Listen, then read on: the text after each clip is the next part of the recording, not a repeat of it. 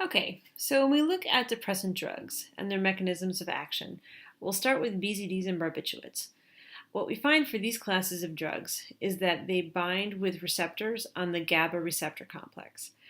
Each class of drugs uses a separate binding site, but basically it's going to enhance the normal effects of GABA, which are inhibitory. And then the non-BZD hypnotics.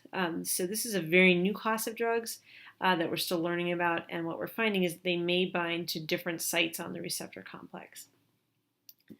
We do have beneficial uses for depressants, both for anxiety and for sleep concerns. So starting with anxiolytics, again, this is the class of drugs that we'll call sedatives, often prescribed to reduce anxiety. If we look at the top 100 most commonly prescribed medications in the United States, 4 of these are BZDs used for anxiety, including Xanax, Ativan, Klonopin, and Valium. When we look at anxiolytic use, we do need to note that sedatives aren't appropriate for all anxiety disorders. For instance, OCD or specific phobias may not be good drugs to be treated with sedatives. And there's also some concern that sedatives are overprescribed.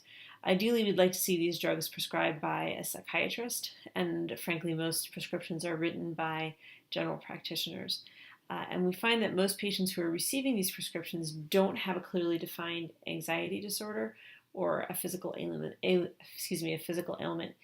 the anxiolytic could address. For that other class of drugs, hypnotics or the sleep aids, we also have beneficial uses for these. At a large enough dose, a sedative can decrease sleep onset time, and we do see about a third of American adults reporting trouble sleeping. We do have concerns with using drugs for this purpose, though, and including those non-BZD hypnotics, we see side effects like sleepwalking, sleep eating, and then very dangerous driving while not entirely awake. So starting in 2008, all hypnotic drugs of all kinds were required to carry a safety label warning about some of these side effects.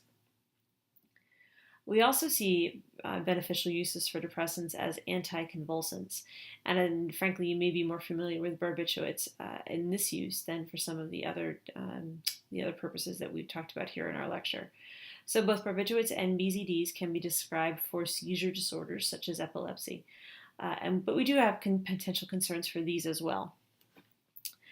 We may find that a tolerance can build up, making it difficult to find an effective dose that doesn't cause excessive drowsiness for the patient, and that if we try to change medications quickly or change the dose, we may see withdrawal symptoms that can in turn cause the seizures that the medication is supposed to be preventing.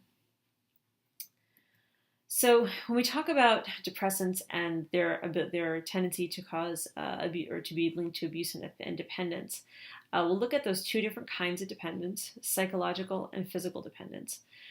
With psychological dependence, that craving for the drug, we see this especially associated with short-acting sedatives. So that quick onset reinforces the need. The person takes the drug and they get the effect that they're looking for very quickly. So we see those short-acting sedatives being linked to psychological dependence. And then with physical dependence, we can see withdrawal symptoms generated when the drug is stopped that are similar to alcohol, so it can be very, very serious and in fact actually life-threatening. Withdrawal from barbiturates can be linked to anxiety, insomnia, nausea and vomiting, seizures, hallucinations, a long list of dangerous symptoms. We see similar trends with BZD withdrawal, but not as severe. And then, because if we start looking at cross-dependence among multiple depressants, barbiturates, BZDs, and alcohol, it can reinforce the seriousness of the withdrawal syndrome. When we talk about toxicities, we'll look at acute toxicity for BZDs, for depressants rather. So we see both behavioral and psychological toxicities. Behavioral toxicities, we can see basically an intoxication-like effect, so like an alcohol intoxication effect similar to that. With both the impaired judgment and coordination we'd expect to see from alcohol consumption. And then if we combine it, the depressants with alcohol, those effects become exaggerated. In terms of physiological toxicity, at high enough doses, we see that respiratory depression that we talked about at the beginning of our lectures, where the body is no longer breathing involuntarily, and a special risk when depressants are combined with alcohol. Of course, alcohol itself is a depressant, and we'll talk about that more specifically in our upcoming lecture on alcohol. Now, when we look at patterns of abuse, what we're looking at here mostly is abuse associated with legally manufactured products. So we may be looking at other classes of drugs that become available illegally.